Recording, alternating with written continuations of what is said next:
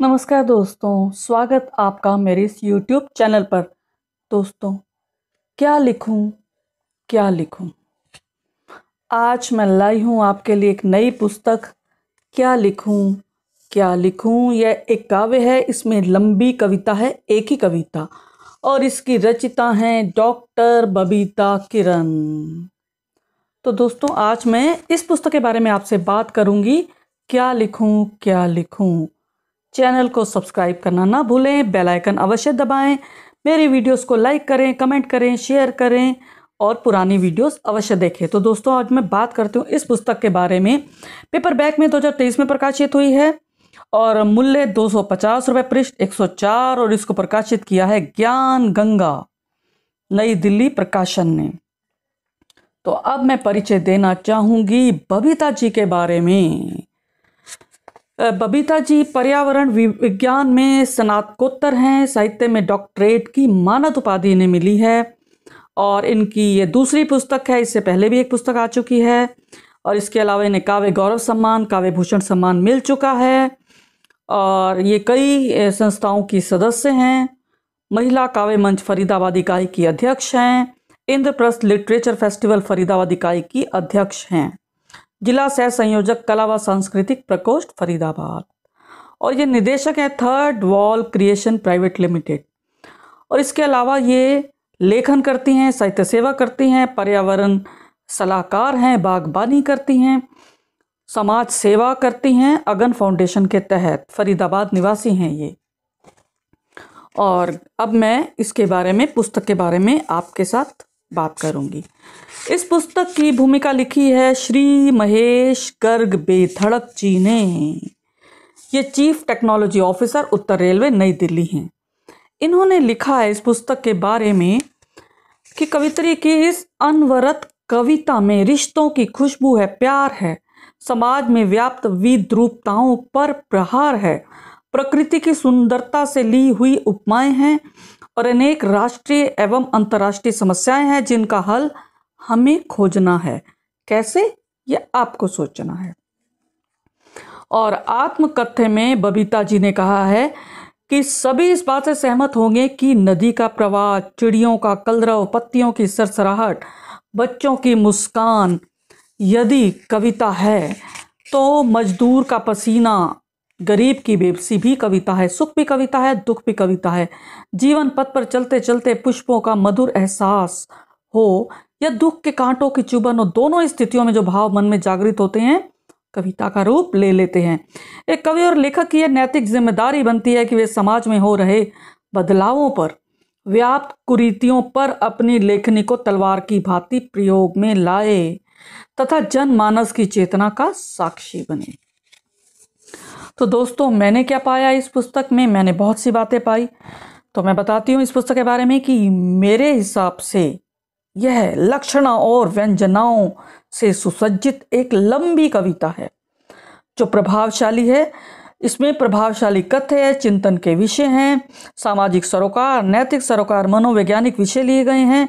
इस युग की कोई आहट शायद बबीता जी ने नहीं छोड़ी। सब कुछ समेटने का प्रयास किया इन 196 मुक्त छंद 6 पंक्तियों से सुसज्जित कविताओं में। प्रत्येक पृष्ठ पर 2 कविताएं दी हैं। समस्याओं के समाधान भी कई जगह पर लिखे हैं इन्होंने। पुस्तक को छोड़ने का मन नहीं हुआ मेरा, क्योंकि जो जो बातें इसमें लिखी हैं उन सबसे हमारा पाला कभी ना कभी पड़ चुका है और आज भी पड़ रहा है। उपमाएं, रूपक, मानवीकरण, अलंकार सभी कुछ है इसके अंदर। युवाओं की चिंता, वृद्धों की बीमारी, माँ बाप का अंधा प्यार, औलाद का स्वार्थ, राजनीति के पैतरे, जातिवाद, टैक्स चोरी, प्लास्टिक का प्रयोग, पानी की बर्बादी, बेरोजगारी, नारी की दशा दिशा, मोबाइल कंप्यूटर की लत, श्री राम श्री कृष्ण की बातें, कोरोना काल की मुसीबतें, सभी कुछ तो है इसमें। तो दोस्तों, मुझे इसके अंदर ऐसा लगा कि जैसे कोई एक इस युग की एक फिल्म सी चल रही है। इस युग में हम अपनी आंखों से देख पा रहे हैं ये सब हो रहा है, लेकिन हम रोक नहीं पा रहे उन्हें। तो अब मैं कुछ कविताएं इनमें से आपके लिए लाई हूं। प्रथम लाई हूं क्या लिखूं की माँ शारदा की स्तुति लिखी है इन्होंने। देखिए कैसे लिखी है। माँ शारदे की स्तुति लिखूं या लेखन रूपी आहुति लिखूं, माँ बाप का आशीर्वाद लिखूं या बिन उनके जीवन बर्बाद लिखूं, मौत एक सच्चाई लिखूं या जीवन एक परछाई लिखूं, सोचती हूँ मैं क्या लिखूं, मैं क्या लिखूं। उसके बाद लिखती हैं कि युवाओं के अरमान लिखूं, युवाओं के अरमान लिखूं या बिन मेहनत सम्मान लिखूं, आभासी दुनिया की लत लिखूं या लुप्त होते खत लिखूं, दोस्तों की होती कमी लिखूं या आंखों में बसी नमी लिखूं, सोचती हूँ मैं क्या लिखूं, मैं क्या लिखूं, मैं क्या लिखूं। तो दोस्तों आपने देखा होगा इन्होंने कटाक्ष भी किए भरपूर। ये कहती हैं कि बिन मेहनत के जो सम्मान पाते हैं उनके बारे में क्या लिखूं। आभासी दुनिया की लत लगी है जो आज लोगों को, युवाओं को, सबको लगी है, उसके बारे में कहती है मैं क्या लिखूं। उसके पश्चात इन्होंने और देखी कविताएं, बीच बीच में पंक्तियां पढ़ती हूं कि घरेलू कामों से घृणा लिखूं या सुविधाओं की बढ़ती तृष्णा लिखूं, मोटापे की शिकायत लिखूं या जिम की रिवायत लिखूं, दवाइयों की शरण में जीवन लिखूं या अधूरे जीवन के स्वप्न लिखूं, सोचती हूं मैं क्या लिखूं, मैं क्या लिखूं, मैं क्या लिखूं। ये आम जीवन से ली गई इन्होंने बातें हैं, कविता में पिरोई हैं।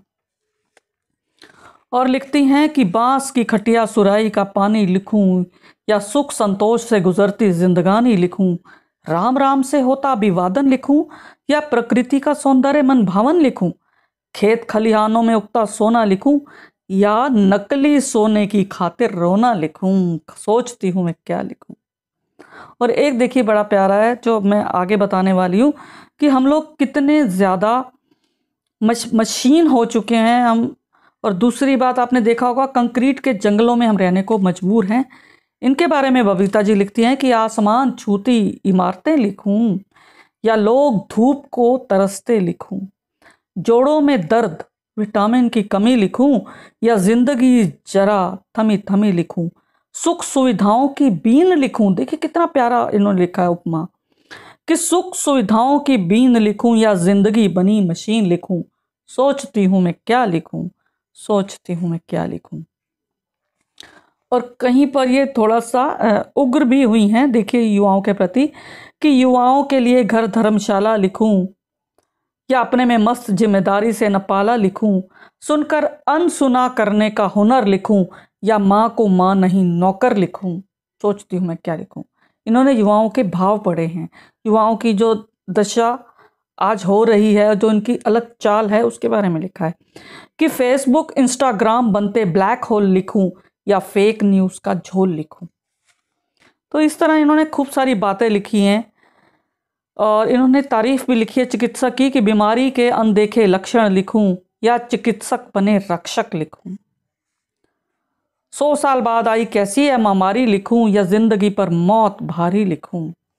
और आगे लिखती हैं ये देखिए युवाओं के लिए तो इन्होंने खूब लिखा है, ऐसा लगता है उनको शिक्षा देने के लिए शायद इन्होंने लिखा है कि सब्जियों फलों से परहेज लिखूं या जंक फूड से भरी मेज लिखूं, कृत्रिम जूस खाने का हिस्सा लिखूं या पौष्टिक तत्व बनते किस्सा लिखूं, एसी की शौखियां लिखूं या विटामिन डी की गोलियां लिखूं, सोचती हूँ मैं क्या लिखूं, सोचती हूँ मैं क्या लिखूं।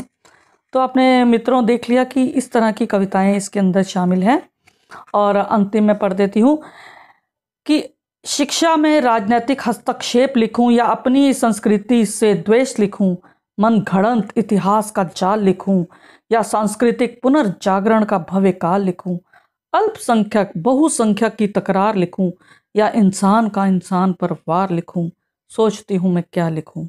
ऑपरेशन गंगा की गजब कामयाबी लिखूं या भारत का हरेक नागरिक नवाबी लिखूं, जनहित को तत्पर प्रधान लिखूं या विश्व में मिलती पहचान लिखूं, मोदी जैसे नेता की चाहत लिखूं या विश्व गुरु बनने को अग्रसर भारत लिखूं, सोचती हूँ मैं क्या लिखूं, सोचती हूँ मैं क्या लिखूं, सोचती हूँ मैं क्या लिखूं। दोस्तों तो आपने देखा कि इस तरह की कविताएं हैं और इंटरेस्टिंग कविताएं हैं, रोचक कविताएं हैं। और सबसे बड़ी बात यह है कि ये मनोरंजन के लिए नहीं लिखी गई, ये उद्वेलित करती हैं मन को।